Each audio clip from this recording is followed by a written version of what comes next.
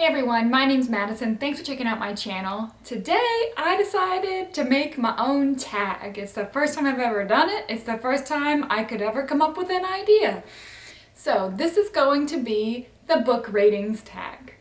So earlier today I was watching Ryan's video at Seeking Stories about why he hates the 5-star rating system, and it was a fantastic, very amusing video. You should go watch it. I'll put it in the description box below. But I kind of can commiserate with, his feelings about book ratings, and it got me thinking about how I rate books and the struggles that, I think we all have with book ratings, especially on Goodreads sometimes. And it got me thinking, wait a second, I have questions that I could ask. So here we have a tag. Now it's 5 questions because that's all I could come up with, and that worked out well because it's a 5-star rating system, right? So, here we go. The first question is, do you use a 5-star rating system? I do use a 5-star rating system because that's what Goodreads uses. So, and I like Goodreads for the most part. I like to participate in that and track my books that way. And I like to use the star rating system because that's what's available to me.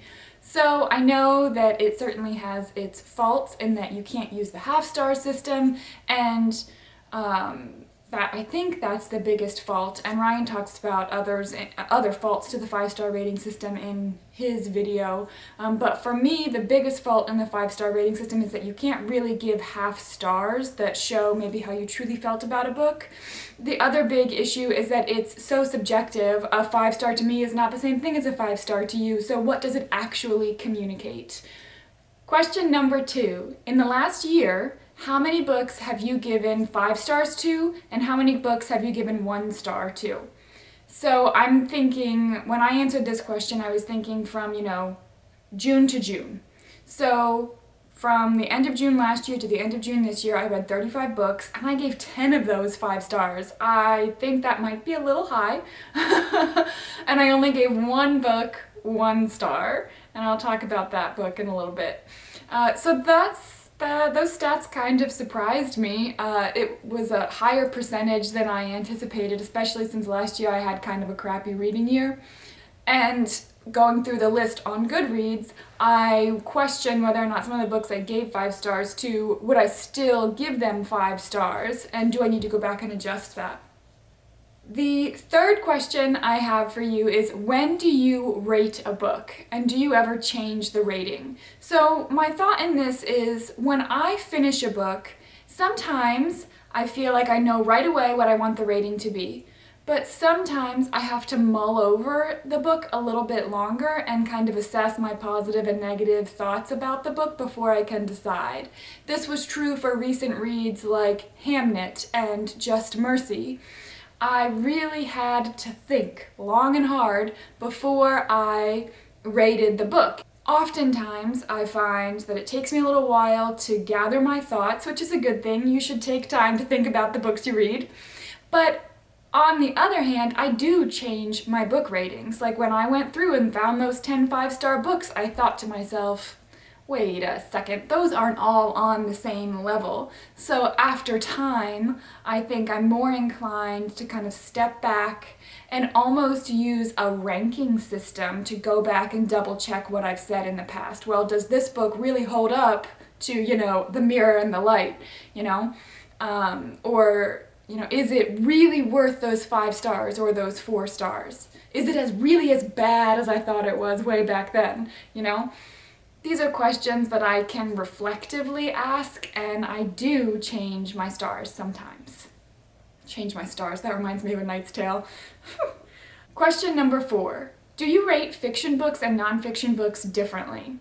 For me, the answer is yes, and it's almost subconscious, and I didn't realize it perhaps until I went through and looked at my ratings of the books that I've read. I have no 1-star nonfiction books. It could be because I'm picky, it could be because I DNF a book if I don't. I'm very comfortable DNFing a nonfiction book if I don't like it, because they take a lot of time. But I'm not as comfortable DNFing fiction.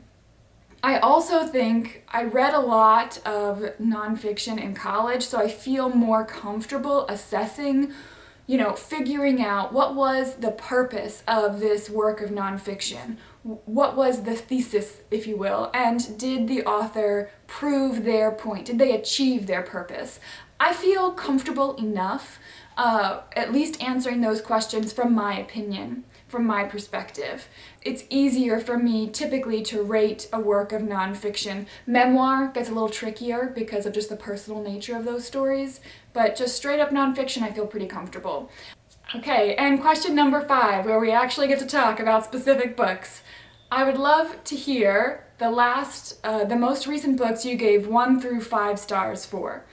Does that question make sense? That's the best way I could figure out how to word it. I'll show you mine and hopefully that helps. So, the most recent book that I gave 1 star to is a fiction book in the Temperance Brennan Bones series. It was called Bare Bones. The show Bones is based off of these books. This was my only 1-star read in the past probably 18 months, honestly. It was just terrible. Normally, I kind of enjoy these books because I like the science and the mystery, the crime, but I really did not like this one. It got soapboxy, and anyway, I've talked all about it in my most hated books of 2020 if you feel like watching that. I haven't had any 1-star nonfiction books. For my most recent 2-star reads, I had The Green Darkness by Anya Sutton. I think that was her name. It was kind of a historical fiction past life book, so it had that fantasy or magical realism element to it, but I absolutely hated it. It had a really good mood, but the story itself was just not fantastic, so that was 2 stars for me. And then the nonfiction book that I gave 2 stars to is Triumvirate, and I gave this book 2 stars because I do not think the author achieved his goal. He was trying to tell us about these 3 men, Alexander Hamilton, John Jay, and James Madison. And he had a really hard time sticking to a solid timeline. He repeated himself over and over again. He has quite a few sources in his bibliography, but he just did not do a very good job of proving his point or telling the story of these 3 men fighting for the Constitution. Mildly interesting, but there are definitely other books that I think probably do this job better. Okay, so now for my most recent 3-star reads. I've got 3 books to share because I just can't help myself. I listened to the Meg audiobook and it was great fun. I gave it 3 stars. Is it kind of a stupid book? Sure is, but I loved it. So I feel like that kind of balanced out to 3 stars for me. And then I also gave 3 stars to Hamnet by Maggie O'Farrell. There's a lot I loved in this book, but a lot that really just bumped it down a notch, especially because I read it because it was in the running for the Walter Scott Prize. I read it right after I read The Mirror and the Light, and just comparatively, guys, I'm so glad that Hilary Mantel won that prize again because I don't think that this book earned it. And I think I'm going to do a separate video on that, but I did give Hamnet 3 stars. I also gave Just Mercy 3 stars. There were parts of this book that were great. Walter's story of the crime that he was accused of committing, the court case and everything that Bryan Stevenson and his team did to help Walter were amazing. I also think that the most valuable part of this book was the sharing the problems with our criminal justice system in regards to children and mentally disabled. I learned a ton and was very impressed with what Bryan Stevenson shared about his work with the Equal Justice Initiative and what they're doing to help children and the mentally disabled in the justice system. I think the biggest reason I didn't like this was because of the memoir aspect to it. Bryan Stevenson's writing style was not as strong as I think it needed to be. I think he needed a much better editor. And there were moments in this book that just made me cringe. And I'm not talking about the criminal justice stuff. Obviously, that's all terrible and cringy, but there are moments where the writing is so poor and backwards that it really detracts from what Bryan Stevenson is trying to tell you. My main issue is that he really is kind of emotionally manipulative, and he likes to tell you like what people look like before maybe he tells you the crime they committed. And it was frustrating for me as a reader because the facts of these cases are compelling. They stand alone, but Bryan Stevenson doesn't let them stand alone. He does a lot of emotional manipulation to make you feel sorry for people before he gives you the facts, and I found that super irritating. So lots of good stuff in this book, but lots of irritating stuff for me too, and I struggled with it. So 3 stars. The most recent 4-star books that I have read are Louise Penny's A Fatal Grace. I really enjoy these books. I've only read 2, so the 2 Louise Penny books I have read, I really enjoy. I'd say they're 4 stars because I know, like, in my head that these are not the best written. Specifically, I think she rambles on at the beginning and really needs to get to the point with the crime. And that would be my biggest fault for the 2 Louise Penny books that I have read. But once you get into the crime, I find them very compelling, and they're also character-driven, so it's a great combination of plot and character that I don't think you always find in a mystery. And then for the most recent 4-star nonfiction, Talking to Strangers by Malcolm Gladwell. This was an interesting read for me. There's so much that irritated me about it, but I also learned a lot and found the research that Malcolm Gladwell is writing about. He didn't do this research, he's just reading the research. It was fascinating. I'm not saying I agree with everything Malcolm Gladwell is suggesting here. I'm not even saying that I enjoyed reading it, because there are whole chunks of this book that are about child abuse and other terrible kinds of abuses that were really difficult to read about.